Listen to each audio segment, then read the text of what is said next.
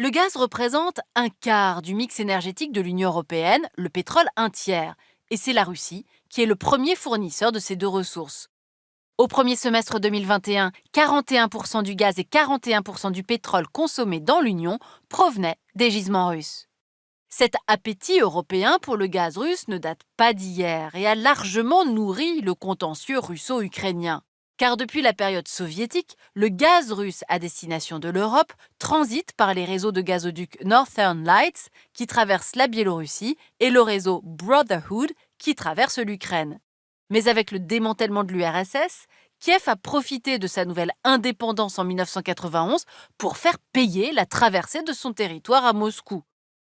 Pour contourner l'Ukraine, le gouvernement russe a donc multiplié les projets de gazoducs avec le Yamal en 2006 à travers la Biélorussie et la Pologne, le Nord Stream en 2012 qui passe par la mer Baltique, le Turkish Stream en 2020 qui passe par la mer Noire.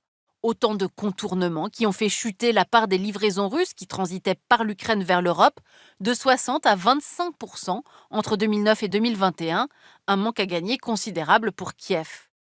À ces trois gazoducs s'est ajouté le Nord Stream 2, dans lequel l'Allemagne a massivement investi et qui devait lui permettre de doubler sa capacité de livraison.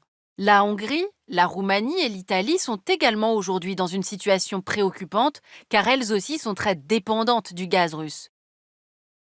La Hongrie, la Roumanie, la Pologne et la Lituanie sont également dans une situation délicate. Grâce au nucléaire, la France, elle, s'en sort mieux, 27% seulement de pétrole, avec 15% environ provenant de Russie. Temps fort de l'année 2022, en mai dernier, lorsque les 27 États membres de l'Union européenne ont décidé d'interdire toute importation de pétrole russe par voie maritime, un embargo historique entré en vigueur le 5 décembre dernier qui oblige désormais les Européens à trouver de nouvelles sources d'approvisionnement, voyons lesquelles.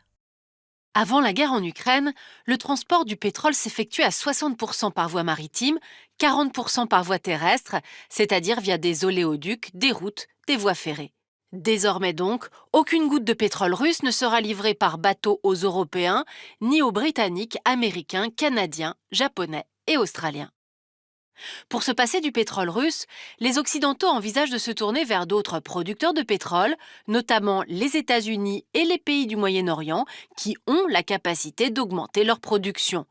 Le Brésil et le Venezuela pourraient également produire davantage. On sait notamment que fin novembre, les États-Unis ont décidé d'alléger l'embargo sur le pétrole mis en place contre Caracas en 2019.